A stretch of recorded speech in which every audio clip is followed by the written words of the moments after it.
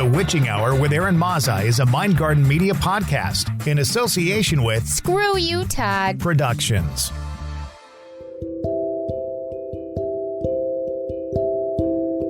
My name is Eron Mazza, and this is The Witching Hour. Hey everyone, it's Eron. Thank you so much to everyone who listened to my last episode with the wonderful Vince, and I look forward to having them on future episodes as we have meaningful conversations and interview a few people here and there. I really hope you enjoy this episode with the wonderful Ben Stimpson. And if you need anything, as always, you know where to find me. Hello, Ben. How are you? I'm doing great. How are you? It's a little windy outside, so we can't decide if it's winter or spring down here in St. Louis, but I'm glad I put some extra bobby pins in my hat so it didn't blow away. How's the weather up there in Canada? Well, it was really nice. We were at 27 degrees Celsius, so I don't know what that is in Fahrenheit, like 80, something like that, last weekend. And then it's back down to 7 again. So it's kind of weird. Where I'm at, I'm up near one of the Great Lakes. So it's kind of the lower part of Canada, but it's not great. It's not fun. Tell us about yourself. Who is Ben in a nutshell? I'll even let you pick the nut. Chestnut, hazelnut, whatever you like. Yeah, so that's been the story of my life, trying to figure that out. So I am, in a blurb, I am a queer, non-binary, pagan witch person. I'm now an author. My book's coming out through Llewellyn in September. And professionally, I'm a therapist / counselor, and I work a lot with individuals in like Jungian, transpersonal, and narrative therapies. Apart from that, I am a cat dad. I'm 36 years old. It's starting to sound like a dating profile here, so I'm going to just end that. So I'm just a lot of things. I don't even know what to say. As far as the dating profile goes, hey people, they're single, they're available, they're adorable. So if you're in their neck of the woods, snatch them up. Well, and they're going to have to be quick because I'm moving to the UK next year, so it's going to be no, take us all with you, please. Oh. So how did you find the path of the craft, or whatever you choose to call it? How did you find the path of magic? Feel free to just elaborate on this as little or as much as you want, because I'm certainly interested. Yeah, absolutely. Yeah, for sure. So that's kind of tied into the reason why I'm in Canada. So I came over to Canada when I was 8.5 years old. My parents came over here in the mid-90s because they really didn't have a lot going for them in the UK. There was a lot, like they'd reached the kind of the top of their profession. They were in the pub industry over there. And so they were looking for something new. They were entrepreneurs. So they were looking for something new. So they came over to Canada, and that's kind of when my life changed completely. So I came over. I was old enough to remember back home, but I wasn't old enough to make a decision to stay. And my older sister, who was 21 at the time, there's a big difference between us both. She stayed and she continued her life over there, but I didn't get that choice. So how I originally came and founded paganism was around the early 2000s. I was given an assignment in school to kind of look into my roots. And at that point, I had no idea who I was. 13, 14, who knows who they are, right? I knew that I was gay. I wasn't out of the closet yet, but I was in a little tiny town of about 8,000 people. And probably similar to a lot of little tiny towns down in the States there where you are. There were 18 churches. None of them wanted me, or at least that's what I thought. And so I started looking into my English heritage, my British heritage. And there was very little I could get because it was just around the same time the internet was starting to become a big thing in most people's homes. It's kind of like, if you had a computer in your home, it was a big thing, So I saw the movie Mists of Avalon for the first time. And I really, really connected with that because King Arthur was a story that I'd grown up with. It was showing a spirituality that I could really get behind, at least when I was 14, 15, right? And it was very connected with, back home. And so I saw this image of this loving mother goddess.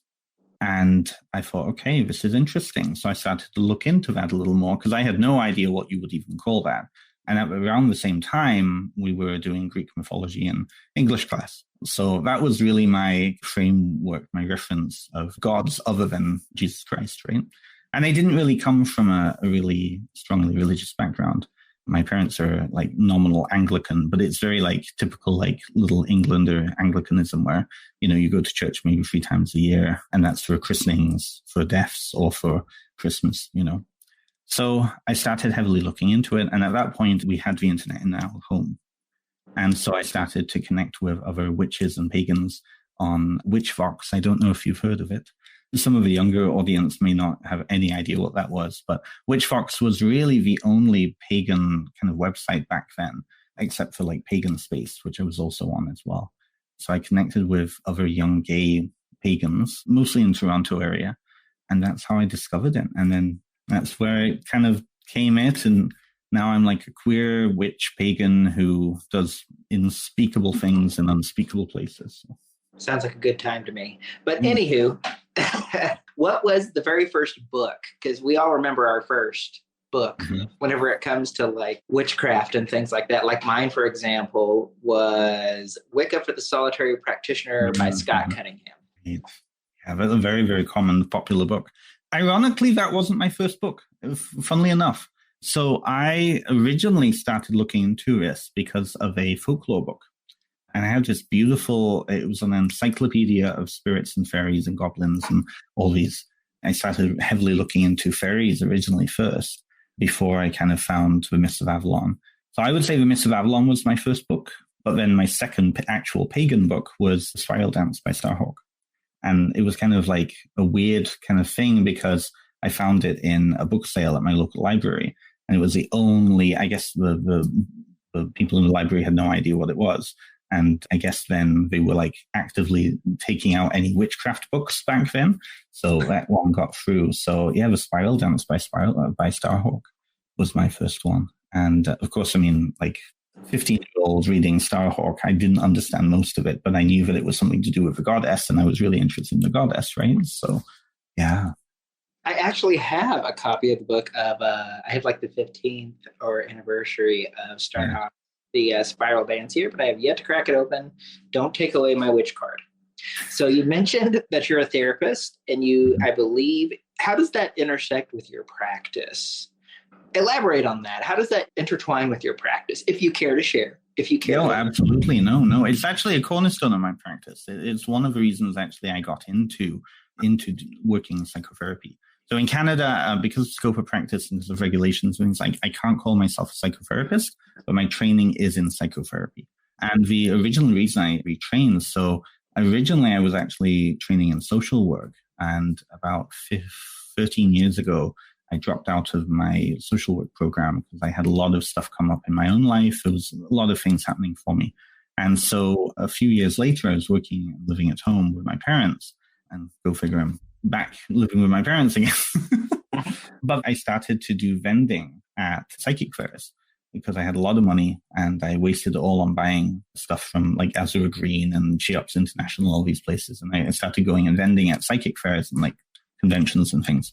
And I met the bookseller next to me who introduced herself. She was this tall, beautiful, like long red-haired woman. She was amazing. And well, she is amazing.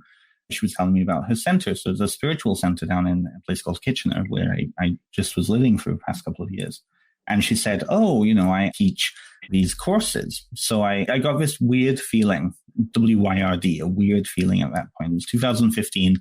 I was kind of just coming back into myself, really getting out into the world again, reconnecting with my practice. And she said, oh, I offer these courses. And I got a weird feeling that, these courses, they were self-development courses. There were 10 of them all together, and they were in things like spiritual development, kind of self-help work, all stuff I would recognize now as psychotherapy. But back then it looked to me like, spirituality development, right? So I decided, okay, well, I'm going to start doing these courses. So I commuted an hour and a half to the place. And it turned out that her center was a satellite campus of a small psychotherapy program in Toronto. So after a few years of kind of working my way through those courses, I was like, this I think would really fit with all the social work program, all education that I had been doing. Because one of the things with social work that I was really dreading finishing and getting out in the field was Band-Aid solutions. Social work, at least up in Canada, the way I was being trained was to throw us into systems that were not going to be able to change. I would not be able to work really well with my clients to help them make a difference in their lives because they were dealing with massive systems that were not going to change. So psychotherapy, as was shown to me, can be linked directly with spirituality. I thought, this will be a good path for me. So I started training in spiritual psychotherapy particularly. So how it intersects with my paganism then is I'm a member of all sorts of different groups. At that time, I was working with a spiritual group that was non-denominational. I don't even know if I can use that word. Non-sectarian, there were all sorts of different groups. And they were working with Joseph Campbell's monomyth. So they were crafting pagan mystery plays. And each of the festivals, it was a festival group, basically. Every time the group met, which was twice a year, we would enact a large mystery play connected to some sort of mythical cycle. And it was all connected to Joseph Campbell's monomyth. So when I first went there because I was vending, they chose me to be one of the primary actors to take on in this ritual role. And this was the first time I had ever worked with a huge pagan group before. It was 150 people. Wow. And it was amazing. And the very first time I had been in such a large group gathering. And it turns out it was only half an hour away from where I was living at the time. I was like, all of these pieces were all revolving around me. And I wouldn't have met Tiffany or Tribal Hood, the group I was with, if I hadn't started to vend and kind of get myself out there. And so the two worked in tandem. And so a lot of my psychotherapy work is narrative work. And so I use and I also work a lot with pagans and queer people. And so a lot of the narrative work I work with is looking at figures like gods, superheroes, a person's own mythology. And that has really resonated with my paganism. The idea of magic too, magic as a form of empowerment. So really the two work very well together. Now, that being said, I should say I do try to separate them as well because, magic is magic and experience is experience. It's wonderful to be experiencing something without psychoanalyzing it, right? So the two work well together, but they also work very well separately for me.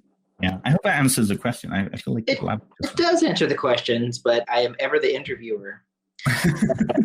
It kind of makes me want to ask the question, how do you define magic for yourself? This is also a question I ask most of my guests, and there's no incorrect way to answer this. And to take it one step further, what do you believe the role of the witch is in modern society, specifically where you are now? Okay. I'll tackle the magic question first. So to me, magic is the ability to link into spiritual overlays on our own basic plane of existence in order to affect change in that plane of existence. To me, magic is really being able to tweak the little connectors that connect everything. And so in so doing, you're using a different set of tools that the rational brain might not recognize, but you're really tying into relationships. And sometimes those relationships are influenced by ritual. Sometimes those are tweaked by relationship. And sometimes those are also tweaked by understanding our own roles. So one of the ways that I tend to see the universe is through the concept of weird. Weird is the Norse Anglo-Saxon understanding of the web of life. Everything is connected and everything is constantly co-creating with everything else. So I actually, to kind of demonstrate that and remind myself of that, I don't know if you can see that there, but I have that tattoo. This is the weird mind rune. And I place that right where I can see it to remind myself of that, because I have had some freaky experiences with this over the years. And so that's how I tend to see magic. And so magic can be active, it can be passive. Sometimes magic is knowing when to get out of the way when big things are happening. Sometimes magic is applying to those figures, gods, spirits, who can make those changes on your behalf. Sometimes magic, and often magic is defined as you directly learning how to influence reality in those ways. So that's how I tend to see magic. I like that answer. It just kind of like whenever you're talking about like the gods, it kind of makes you want to ask questions about the gods. Like, do you see the gods as anthropomorphized forces of nature, or do you see them as like sentient beings? And to me, like the answer is both. And it's just so interesting going back to what you were talking about, like using plays to communicate like mysteries and stuff. It makes me think of like how I think it was the Greeks who used to use the Eleusinian mysteries, used to use a play for that. Absolutely. Well, and if you look at all world traditions, story and narrative come in, and sacred story particularly is not just a retelling of events. It's bringing people into the story. And so magic is about like breaking the fourth wall and entering into story, which is essentially a paracosm. It's a world within a world, right? Which is the same as ritual. When we create ritual space, we're creating a microcosm of the entire universe. That's how I see it anyway. And so in so doing, then, it's that hermetic idea of as above, so below, as within, so without. Now, people can get very wooey with that, and I don't want to like put people down by that, but people can take that to a very psychological and kind of sanitized place. But I think that when you enter into ritual space, you are literally entering into a microcosm. And so things that go on in ritual space have greater implications outside, in the same way that greater things have implications on the micro, right? So, and I think to come back to your second question, then, I think, if I remember the second question, that's how I essentially see the role of magic users and practitioners in today's society, and especially in North America here, is understanding that on the micro, we can affect a lot of change. But if enough of us are doing that, then bigger change will happen. But also to understand that we can also affect on a greater level things in the micro. And I think a lot of people don't believe that they can do that. And so then their power just disappears. You're just going through the motions. So I think there's a lot of intention needing to be there. And also understanding and being responsible for that. When people and I've seen it, when people understand that power for themselves, they then become a lot more responsible. And in that responsibility, they tend not to do things because they don't need to do things, if that makes sense. That actually does make perfect sense. I want to ask you about Ancestral Whispers. First and foremost, I want to ask, is this your first book that you're coming out with? It is my very first book, and I'm so excited. It's kind of a weird thing, though, I'll be honest with you, Erin, because I've been talking to a lot of other authors about this. I started working on this book in January of 2021. So it's it is 2.5 years since I started it. I'm so ready for it to just be out, because it's almost like that child that just will not move out. So I love it. I really love it. But I was working on my second book. I can't talk much about that right now, but I was working on a pitch for my second book, and I'm already ready to get into the, other things. But Ancestral Whispers is my very first book, and it came at a time where all of us were in a place of lockdown. There's a lot of change, and it came as a culmination of a lot of ancestral work over the span of about 4 years previously. So there's a lot of elements within. It's a very personal book for me, and I tell that story many times throughout the book of kind of the genesis of it, how it really came on the back of a lot of work I'd been doing with my psychotherapy training and Tribal Hearth. Also, at the time, around the same time as I was doing the Tribal Hearth work and my psychotherapy training, I also joined the Order of Bards, Ovates and Druids in the UK. And I was also involved with an Ile of Lukumi, Santeria, up here in Canada. And it was amazing to have so many of those spiritual traditions kind of all focused, and they all focus on the ancestors. So this book really comes from a lot of personal work with the ancestors. And so I'm really excited to put it out there. So what would you like to know about it? Because I could just go blah, blah, blah. I'm just excited that it's coming out. And whenever it does come out, I'm going to get my hands on a copy, because I'm a very bookish person. And I just like the feeling of a physical copy of the book in my hot little hands. So what made you want to put this between two covers? What is your vision for it? Absolutely.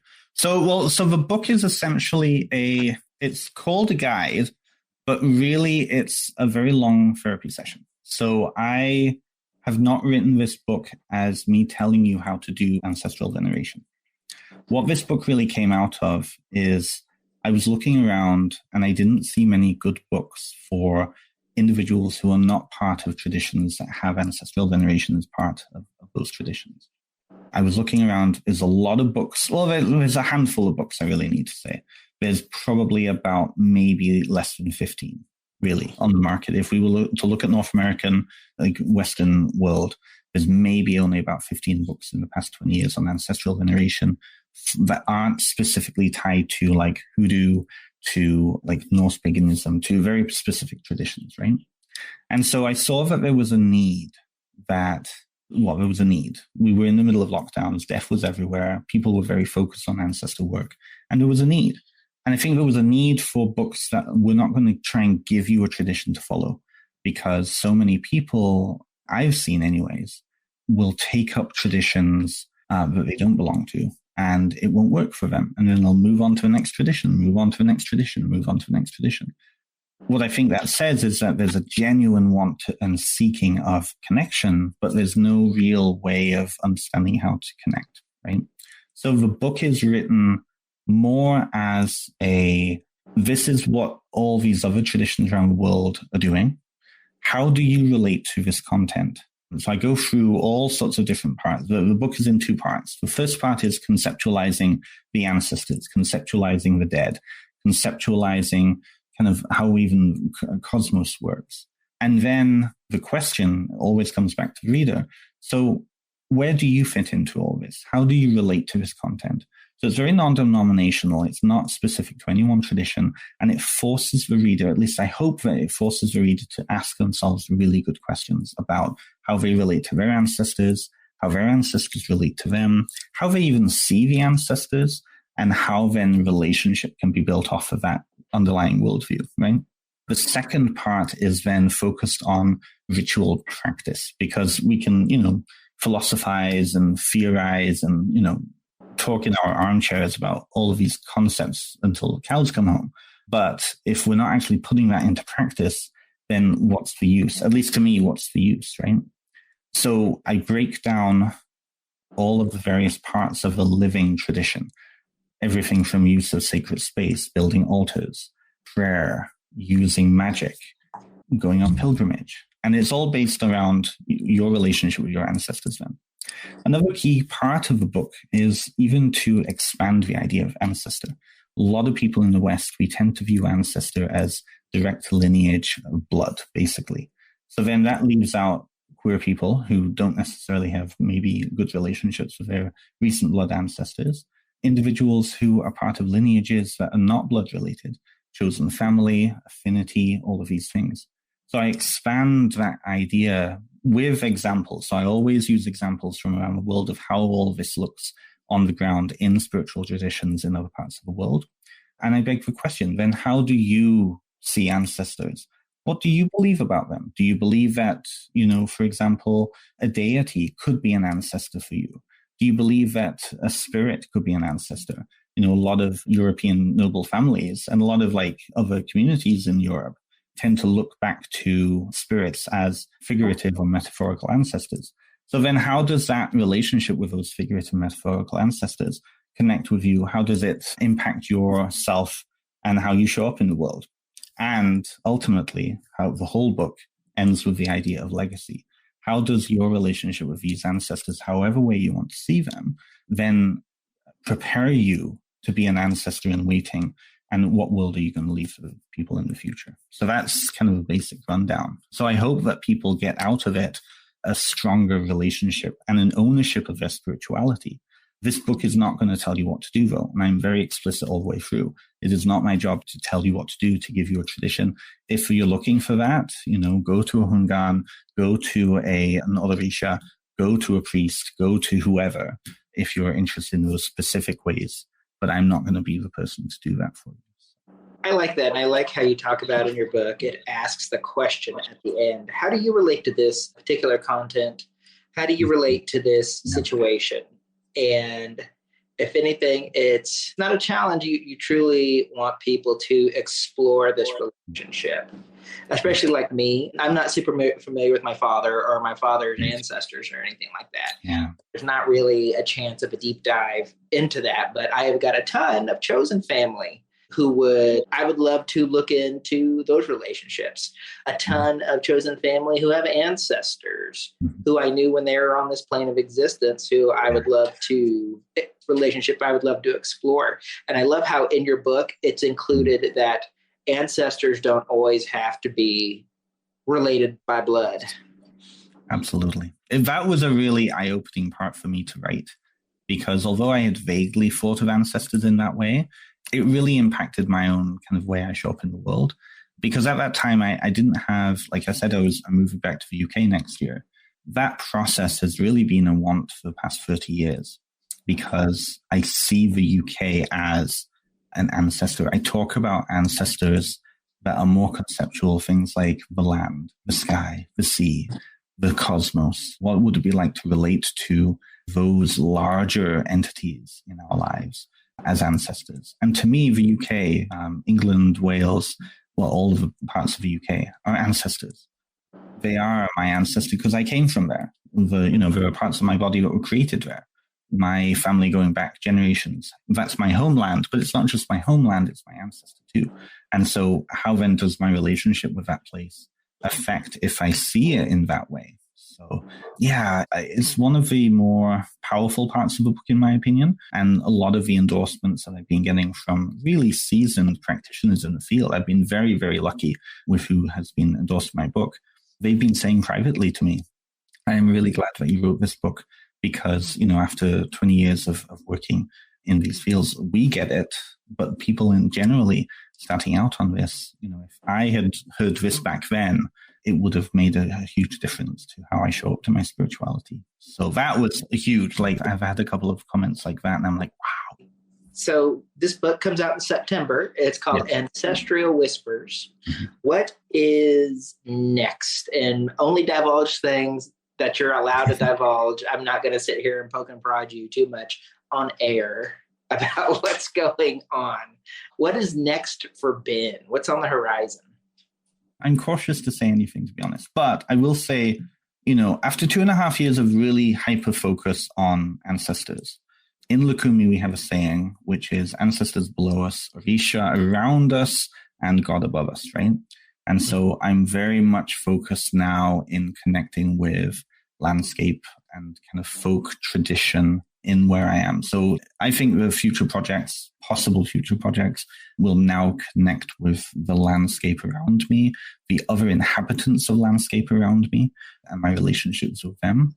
And then perhaps in the future, then relationship with deity and relationship with divine, to really have a well-rounded kind of trilogy of I'm actually speaking on that very subject, on the use of folklore and the use of folklore theory and its relationship to landscape at Matthew Venus's the Salem Witchcraft and Folklore Festival coming up in the first week of August.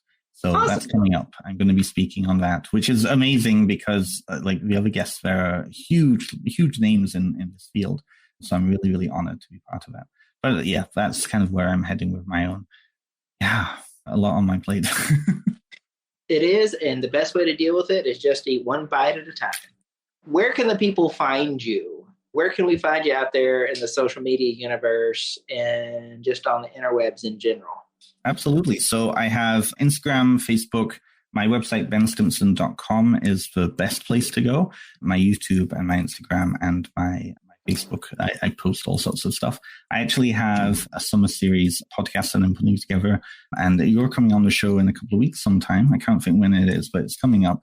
And so I'm going to be connecting with practitioners. I've got some amazing practitioners. I just spoke with Ariana Serpentine. Next week, we have Morgan Daimler coming on, and Fis J. Book is coming on. So a lot of other authors are going to be on there, and some practitioners that I just need to have on the show because they're amazing. So over the summer, people can connect with my Facebook page, Ben Stimpson author on there. And you can find all of those links on my main website. And it's definitely worth looking into, folks. The book is Ancestral Whispers by the wonderful Ben Stimpson. And it comes out in September, which is also my birthday month. It's the big 3-9 for me. So might be one of the many birthday presents I buy for myself. Well, I'll be honest with the timing for me. And first of all, happy early birthday. My birthday is September 13th. And your birthday is the day after mine. I'm September 13th. Oh, yes, we talked about that. Yes, that's right. Yeah. So it's cool. A holiday. Oh, Ben, it was wonderful getting to talk to you today. And again, Ancestral Whispers out in September. Ben, I look forward to talking to you again very soon. And to everybody out there, if you want to find out more about this book and more about Ben in general, they gave their information right here, and I'm going to include it in the comments for this episode. Thank you. Me and Ben both want to wish you a good rest of your day, week, month, and year, but hopefully you listen to me more than just once a year. And we'll talk to you soon. Thank you. Hey, thanks for sticking around. I just want to take a moment to share with you something that is very near and dear to my heart, and also should be near and dear to the hearts of those listening to this program. If you have listened to the news lately, or maybe you've seen on your socials, a series of bills attempting to be passed in many states by those who would desire to censor the history of the United States, mainly the history of historically marginalized communities, namely the LGBTQ community and the communities of color. These bills would censor the contributions these communities have made and hide the evils that they have suffered throughout this nation's history. I ask you to take some time and please reach out to your elected officials and tell them you do not support the censorship of history. Bills that seek to ban things such as the teaching of critical race theory and don't say gay or trans bills and drag bans are dangerous, not only because they erase the past, but they are also very dangerous to the present and the future as well. Again, I ask you to partner with me in taking a stand and speaking out. And also, thanks for hanging around.